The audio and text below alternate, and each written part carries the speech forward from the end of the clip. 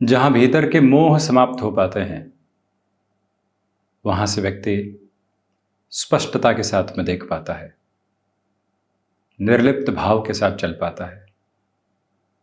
जहां से भय के घेरे समाप्त होते हैं, वहां से जीवन यात्रा अभय प्राप्त करती है और प्रत्येक क्षण को आनंद के स्वरूप में देखने वाली होती है। राहु और केतु परिवर्तन की अवस्था के साथ 18 मई 2025 से अग्रगामी रहने वाले होंगे। कन्या राशि के महानुभावों के लिए इस विशेष चर्चा को लेकर हम यहाँ उपस्थित हुए हैं। जो भूमिका हमने शुरुआत में आपके समक्ष रखी है, उसका कारण और प्रयोजन इस 14-15 मिनटों की यात्रा में अति महत्वपूर्ण हो जाता है। कन्या राशि के महानुभावों के लिए राहु की स्थितियां षष्ठ भाव में प्रवेश कर रही है, केतु द्वादश भावस्थ रहेंगे। जो मोह के क्षरित होने की हमने बात कही थी, वो आधार जीवन यात्रा में मोक्ष का है, जो कि केतु के साथ में निर्मित होता चला जाता है। और जिस अवस्था की बात हमने राहु के साथ में की थी, वो स्थितियां व्यक्तिगत जीवन के साथ में भय के निस्तारण की है। अवचेतन बहुत सारे भय लिए बैठा रहता है, उससे बाहर निकलकर व्यक्ति अपनी यात्रा को और अधिक स्पष्ट तौर पर देख पाता है। तो जब वर्तमान परिप्रेक्ष्य के साथ में हम चर्चा कर रहे हैं, तो राहु षष्ठ भाव में रोग एवं शत्रुहंता योग निर्मित करने वाले होंगे। थोड़ा सा स्पेसिफिक क्लैरिटी के साथ में इस सारी ही पोजीशन को डिकोड करने की रिक्वायरमेंट है। सप्तम से राहु निकले, षष्ठ के साथ उलट चाल में वक्री चलते हुए प्रवेश कर गए, शनिदेव की मूल त्रिकोण के साथ में रहे। केतु की स्थितियां यहां पर जो आधार निर्मित कर रही है, वो प्रथम से निकलकर एक तरह से द्वादश के क्रम के साथ में चलायमान अवस्था। अब स्पष्ट हो जाता है कि द्वादश में केतु मोक्ष कारक स्थितियों का निर्माण करते हैं। व्यक्ति अपनी सोच के साथ में चाहे तो चलता हुआ भीतर के सारे ही भय को हटाकर व्यग्रताओं के घेरों से हटकर जीवन को काफी हद तक स्थिरगामिता प्रदत्त करने का कार्य कर सकता है, और चाहे तो सिर्फ उलझन में चलता चला जाए। ये दोनों ही सिरे उसके सामने रहते हैं। तो जब यहाँ षष्ठ भाव के साथ में राहु हो, तो व्यक्ति सबसे पहले ये समझे कि वो जिन जिन बातों से घबराहट के साथ में चल रहा था, वो भीतर से बहुत अच्छे से हट पाती है। तृतीय भाव, षष्ठ भाव, दशम और एकादश भाव के साथ में राहु नैसर्गिक तौर पर बेहतर फलाफल प्रदत्त करने वाले होते हैं। यहाँ से जब व्यक्ति ने अपने भय का निस्तारण किया, फियरलेस अप्रोच में आया, तो वो प्रत्येक क्षण को जीने वाला हो गया। वर्तमान को यदि भय ने घेरा हुआ है, तो हम इस वर्तमान को बुरे तरीके से जी नहीं रहे हैं। हम ये कहते ज़रूर हैं, किंतु प्रत्येक क्षण इसको महसूस नहीं कर पाते। इसके लिए अटमोस्ट कॉन्शियसनेस की रिक्वायरमेंट होती है। अब जब 6th हाउस की पोजीशंस के साथ में राहु अपने रिफ्लेक्सेस को लेकर चले, तो जो शत्रु पक्ष लंबे समय से आपके साथ में हावी थे, जो बारंबार नुकसान पहुंचाने का कार्य कर रहे थे या फिर ऐसे प्रयत्नों के साथ में थे, तो ऐसे सारे ही शत्रुवत क्रम जीवन यात्रा से हटते चले जाते हैं और व्यक्ति अधिक स्पष्टता को प्राप्त करके, स्थिरगामिता को प्राप्त करके अपनी जीवन यात्रा को नवबोध के साथ में देखने वाला होता है। और वहीं से उसका जुड़ाव एक अलग क्रम के साथ निकल कर आता है। उसकी भावी अवस्थाएं काफ़ी हद तक बेहतरी के साथ में उसको आगे से आगे बढ़ाती चली जाती है। ये गौर कीजिएगा कि राहु की इस पोजीशन के साथ में अब शत्रुवत स्थितियां हट रही है। आपके साथ में जो ऑफिस पॉलिटिक्स की अप्रोच बनी हुई थी, इस वजह से आपको बारंबार डर था कि कहीं इधर उधर तो नहीं होना पड़ जाएगा, कहीं और कोई दुविधा तो निकल कर नहीं आ जाएगी। अब वो सारे ही भ्रम के घेरों से हटकर जीवन स्थिरता और मधुरता को प्राप्त करके एक आनंद की लहर को अपने साथ में देखने का पूरा प्रयत्न करता चला जा रहा है। ये पहली पुरजोर स्पष्टता है जो साथ साथ चलायमान होने का कार्य करती है। दूसरे क्रम के साथ में हम देखें तो यहाँ पर रोग हंता स्थितियाँ भी बनती है। जो रोग लंबे समय से बने हुए थे, जिससे व्यक्ति मुक्त नहीं हो पा रहा था, मन के भीतर की पशुपेश की वजह से वो और अधिक उलझनों को जब महसूस करता है तो अंततोगत्वा ऐसी स्थितियों से रोग मुक्त करने की अवस्थाओं की तरफ बड़ी ही सरलता के भाव के साथ में लेकर चलती है, जहाँ से वो कोई भी और डेफिशिएंसी नहीं देखता, जहाँ से वो कोई भी और प्रॉब्लमेटिक सिचुएशन और सरकमस्टांसेस को अपने साथ में ड्राइव होता हुआ नहीं देखता। यानी कि जिन रोगों से आप लड़ रहे थे या फिर भयाक्रांत थे, अब वहाँ उनका डटकर सामना करते हुए उससे बाहर निकलने की आप तैयारी में हैं। आप किसी भी शल्य चिकित्सा की ओर जाना चाहते हैं, लंबे समय से आप नर्व्स को रिलेट करते हुए इश्यूज के साथ में डिस्टर्ब थे, छोटी मोटी परेशानियां और आपको बारंबार घेरे हुए थी, जिससे बाहर निकलने के क्रम सामने आ ही नहीं पा रहे थे, अंततोगत्वा अब आप उसी तरफ जा रहे हैं। परंतु एक महत्वपूर्ण बात है कि राहु षष्ठ भाव में है। ये व्यक्ति विशेष के आधार पर बात करें और आर्थिक पक्ष के साथ व्यक्ति विशेष की जुड़ी हुई स्थितियों में बात करें तो यह स्पष्टता रखिएगा कि फाइनेंशियल बर्डन बढ़ाने से बचना चाहिए। हम इन शब्दों पर इतना जोर इस वजह से दे रहे हैं कि कई बार व्यक्ति जब अपनी रिदम में होता है, उसको एनिमीज जब डिस्टर्ब करने वाले नहीं होते, दूसरी पोजीशंस जब उसको नेगेटिव करने वाली नहीं होती, तो फिर वो कई बार भीतर ही भीतर ऐसे सिरों के साथ में चलता चला जाता है जहाँ से निर्भयता कई बार उसको गलत निर्णय की तरफ भी प्रवृत्त करने वाली होती है। इसलिए याद रखिएगा कि आप यहाँ अर्थ पक्ष के किसी भी तरीके के भार को अपने साथ बढ़ाने से यदि आप बचते हैं तो उसे ज़्यादा बेहतर कहा जाएगा।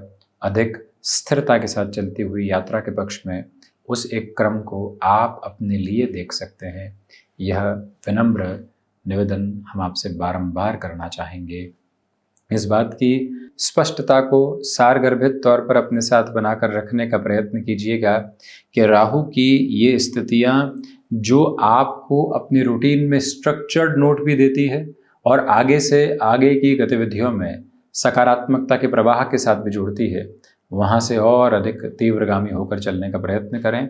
राहु की 5वीं दृष्टि यहाँ जो दशम भावस्थ क्रम के साथ बुध राशि स्थान के साथ में जुड़ी हुई है, एक ही क्लैरिटी को आपके साथ में एस्टेब्लिश करने वाली होती है कि भय जब व्यक्ति को भगाने का कार्य करते हैं तो फिर वो कामकाजी जीवन में एक उच्चतम स्तर की तरफ लेकर जाते हैं। जब निर्भयता के साथ में व्यक्ति भागता है उसके उलट, तो वो और शानदार स्थितियों की तासीर को अपने साथ में लेकर आने वाला होता है। ये जो तीव्रगामिता के बोध है, ये आपके साथ कांस्टेंट और कंटिन्यूअस बेसिस पर बने हुए हैं। यहाँ आप खुद को मैनेज करने वाली अप्रोच में ज़्यादा ध्यान दीजिएगा। कौन से कामकाज को किस तरह से किस समय करना है और किस आधार पर उसे नव संप्रेषण के साथ में देखना है, ये पूरी ही प्रक्रिया अपने साथ में आप लागू करके रखने का प्रयत्न ज़रूर करते चले जाइएगा। इसमें कहीं पर भी और कोई कंसर्न के साथ खुद को डाइल्यूट करने की रिक्वायरमेंट बिल्कुल भी नहीं है। याद रखिएगा कि आप केमिकल संबंधी कामकाज, औषध विज्ञान संबंधी कामकाज या फिर कमीशन संबंधित किसी भी कार्य क्षेत्र के साथ में जुड़ाव रखते हैं तो ये समय विशेष अद्भुत स्तर पर आपको बेहतरी देता चला जाता है, जहाँ से आप कहीं पर भी खुद के लिए फियरफुल अप्रोच को देखने वाले नहीं होते, डिस्टर्बेंसेस की पोजीशन को कांस्टेंट लेवल पर देखने वाले नहीं होते। आप जिस लेवल के रिफ्लेक्सेस को अपने साथ में यहाँ देखना चाहते हैं उसकी पूरी पूरी पोजीशनिंग आपके साथ बनी रहती है, जहाँ से मन कोई भी और संकुचित भाव को देखने वाला नहीं होता। ये प्रभाव अपने साथ रखिएगा। नौकरी पेशा जीवन में आपके सामने बड़ी रेस्पॉन्सिबिलिटीज़ की अप्रोच अब कांस्टेंट और कंटिन्यूअस बेसिस पर आ सकती है। उसके प्रिपरेशन के साथ में चलना और वहीं से जीवन यात्रा को नव निर्भयता के साथ में देखना, ये सब कुछ आपके लिए आवश्यक गतिविधि रहेगी, जिसको आप अपने साथ बड़ी गहराई से संचालित करते हुए चलने का प्रयत्न व संभावित तौर पर करते चले जाइएगा। याद रखिएगा कि यहाँ भावी जीवन विराट संभावनाओं के साथ में उद्भत है और उन संभावनाओं के साथ में चलता हुआ व्यक्ति न कोई और रुकावट देखता है और न ही किसी बाधा के साथ में स्वयं को गतिमान करता है। राहु बाय डिफॉल्ट अप्रोच में 12th हाउस को देखने वाले हैं, सिंह राशि स्थान को देखने वाले हैं, केतु की स्थितियां जहां चलायमान है वहां पर देखने वाले हैं। इसलिए एक स्पेसिफिक क्लैरिटी अपने साथ में बनाकर रखिएगा कि इस समय के भावी क्रम के साथ में चलती हुई स्थितियों में विदेश संबंधी कार्यों के साथ में निर्लिप्त गतिमान क्रम के साथ में चलते हुए, यानी कि डिटैच प्रोसेस के साथ में चलते हुए जब आप वर्किंग फोल्ड को एस्टेब्लिश करते हैं तो ज़्यादा पॉजिटिविटी निकल कर आती है। यहाँ आप बहुत ज़्यादा इमोशनल बेसिस पर नहीं है कामकाज में, ये बहुत बड़ी ताकत है। सोच का उतना ही व्यय करने वाले होंगे जितनी आवश्यकता है, अधिक हम उलझने वाले नहीं होंगे। ये जब क्लैरिटी के साथ में रिफ्लेक्सेस व्यक्ति लेकर चलता है तो कोई और उलझने नहीं देखता।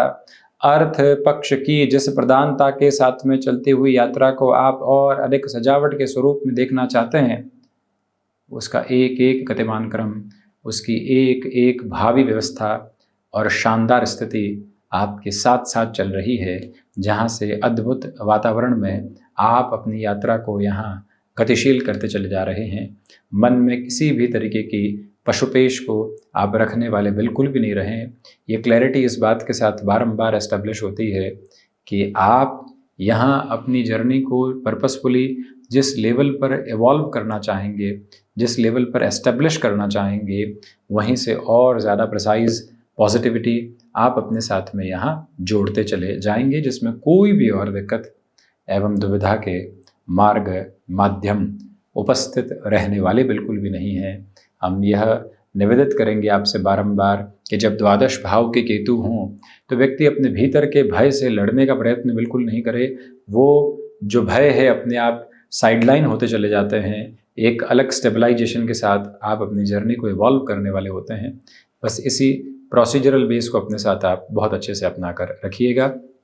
राहु की स्थितियाँ जो द्वितीय भाव को देख रही है, धनागमन के साथ में वृद्धि है और जो कार्य अटके हुए थे वहाँ पर आप नए से नए रास्तों के साथ अपनी स्वीकारोक्ति को बनाते हुए आगे बढ़ने की पूरी तैयारी करते चले जा रहे हैं, जहाँ से कोई भी और डाउटफुल कंसर्न्स और नेगेटिव अप्रोच आपके साथ में निकल कर आने वाली नहीं होती।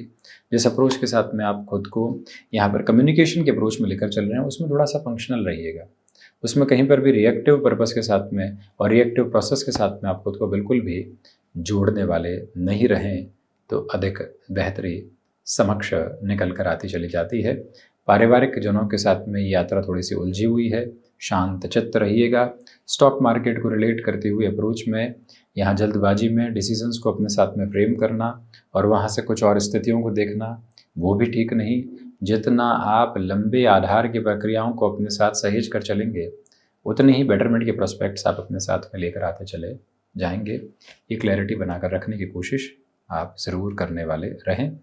ये समय ध्यान के साथ में चलने का है। यदि राहु की महादशा चल रही है तो राहु गायत्री के साथ चलें, राहु बीजक मंत्र के साथ में चलें, शिव और गणपति आराधना के साथ में चलें। और वहीं यदि जन्म कालिक आधार पर आपकी कुंडली में काल सर्प दोष है और इस समय जब राहु आपके लिए षष्ठ और द्वादश की स्थितियों के साथ में केतु के साथ में आ रहे हैं, तो ये क्लैरिटी रखनी चाहिए कि आप राम रक्षा स्तोत्रम का भी पाठ निरंतर तौर पर करते चले जाइएगा। तो ये था कन्या राशि के महानुभावों के लिए राहु एवं केतु के होने वाले परिवर्तन का पूरा ही चर्चा ब्यौरा। हम इसी तरह से उपस्थित होने का प्रयत्न करते रहेंगे। धन्यवाद एवं कोटिशः आभार।